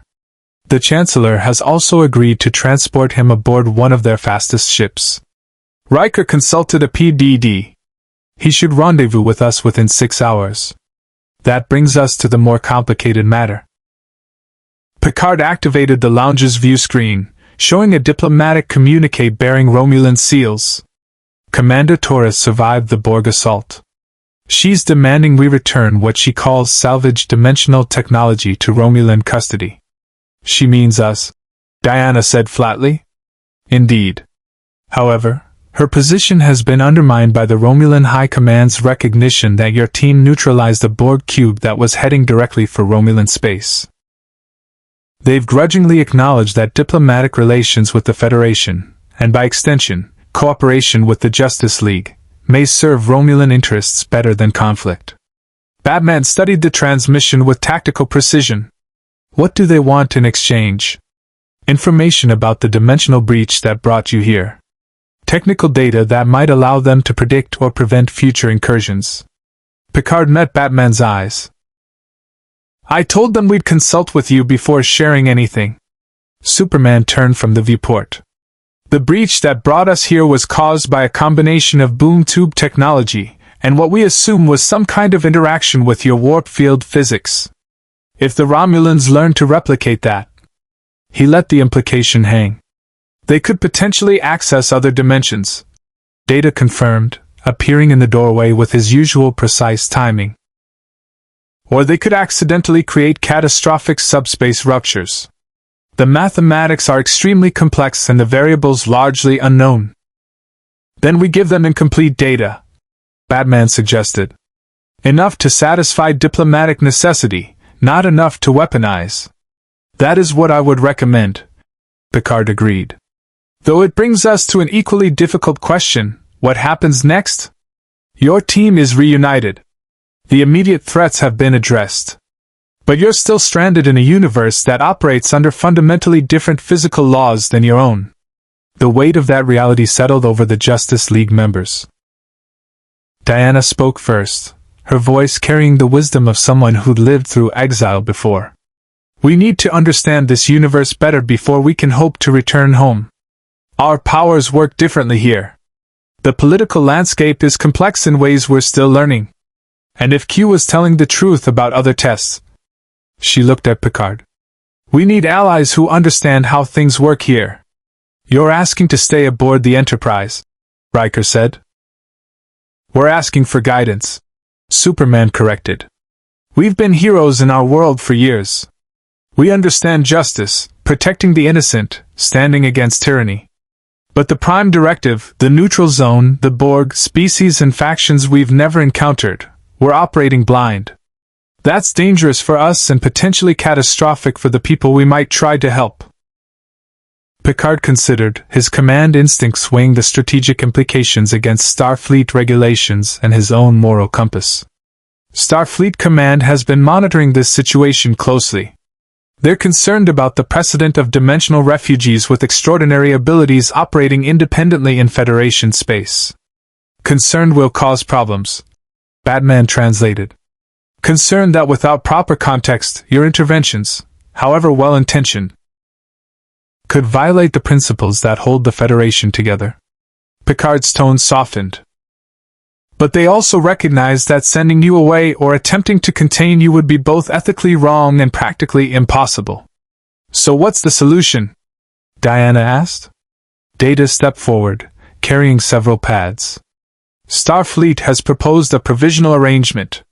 The Justice League would be granted provisional status as Federation consultants, not Starfleet officers, but recognized entities authorized to operate within Federation space under specific guidelines. You would work with the Enterprise crew to better understand this universe while we study the dimensional breach that brought you here, searching for a way to return you home. And if we refuse? Superman's voice carried no threat, only genuine curiosity. Then you'd be free to go wherever you wish within Federation territory, Picard said.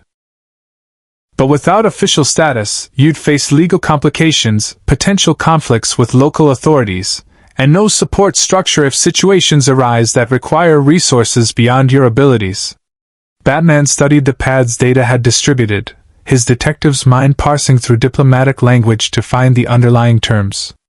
This gives us legitimacy while keeping us under Federation oversight. Limited autonomy in exchange for accountability. Essentially, yes. Picard didn't flinch from the blunt assessment, though I prefer to think of it as mutual cooperation rather than oversight. Your abilities and perspective could prove invaluable in situations where conventional Starfleet approaches fail. In return, we provide the cultural and political knowledge you need to operate effectively without causing unintended harm. Diana exchanged glances with Superman and Batman. The silent communication of a team that had fought together through impossible odds for years. Finally, Superman extended his hand to Picard. We accept. With one condition. Which is? When we find a way home, if we find a way home, we go. No bureaucratic delays, no political complications. We have a world of our own that needs us. Picard clasped Superman's hand firmly. Agreed. And you have my word that Starfleet's resources will be dedicated to that goal. You shouldn't have to choose between two worlds that need you. The observation lounge fell into companionable silence as the weight of recent battles gave way to cautious optimism. Through the viewport, stars beckoned with infinite mysteries, unexplored territories, civilizations beyond counting. Somewhere in that vastness, reality held the key to returning home. But for now, the Justice League had found something equally valuable: purpose in an unfamiliar universe, allies who valued ideals over power, and proof that heroism transcended dimensional boundaries. 6 hours later, Aquaman materialized in the transporter room wearing Klingon ceremonial armor and carrying a bat'leth as a gift from Chancellor Gowron. His reunion with the team involved considerable shouting, some enthusiastic insults about tardiness, and Diana's observation that only Arthur could turn diplomatic incident into lasting alliance. The League was whole again. And as the Enterprise set course for Deep Space Nine, where Starfleet scientists had established a research station to study the dimensional breach, Batman stood in the ship's stellar cartography lab, studying star charts of a universe he didn't recognize but was beginning to understand. "Computer," he said quietly, "display all known information on entities designated Q continuum. Because if Q was right, if this was just the beginning of their tests, then the Justice League needed to be ready for whatever came next." In the spaces between dimensions, in the quantum foam where universes touched but never quite met, something ancient and powerful watched 7 heroes adapt to their new reality with the patience of beings who measured time in eons rather than heartbeats. The tests had only begun. But the Justice League had faced gods before. They would face them again. Against all probability, and every law of dimensional physics, the Justice League had not merely survived their arrival in the Star Trek universe. They had proven something fundamental about the nature of heroism itself. Power without wisdom created tyrants. Wisdom without courage created cowards. But courage, wisdom, and power combined with an unwavering commitment to protect the innocent? That transcended dimensional boundaries, universal laws, and the cold calculations of those who believed perfection lay in uniformity. The Federation would study the breach for years, searching for the precise combination of variables that could return 7 warriors to their home reality. The Romulans would analyze fragments of recovered technology, hoping to unlock secrets that might shift the balance of power. The Klingon would compose songs about the warrior king who taught their empire that true strength included knowing when not to kill. And somewhere in the darkness beyond explored space, the Borg Collective would add Justice League to their threat assessment files as entities requiring extreme caution before assimilation attempts. But none of that mattered as much as the simple truth Captain Picard recognized watching Superman help repair the Enterprise's damaged hull, or Diana teaching Worf new combat techniques that blended Amazon warrior philosophy with Klingon honor codes, or Batman working alongside Data to create security protocols for dimensional anomalies.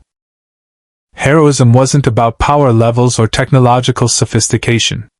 It was about choosing to help when help was needed, standing firm when darkness gathered, and never accepting that some people were acceptable losses in the pursuit of greater good. The Justice League had entered a universe governed by science and reason. They had discovered that science without compassion was sterile, and reason without hope was despair. And in the years that followed, as they worked alongside Starfleet to defend the Federation against threats both familiar and impossible, they would learn that some truths held constant across every reality, every dimension, every corner of the multiverse. That courage matters more than power. That one person standing for what's right can inspire millions to stand with them. And that home isn't always a place you can map with coordinates. Sometimes it's the people who fight beside you when the universe demands impossible choices. The dimensional breach remained open, a quantum scar in reality itself, waiting for the day when understanding caught up with necessity and 7 heroes could walk between worlds once more. Until then, the Justice League would do what they'd always done. Stand watch against the darkness, protect those who couldn't protect themselves, and prove that some ideals transcended the boundaries of space, time, and dimensional physics. Live long and prosper. Hit the subscribe button for more interesting stories. Thank you for watching.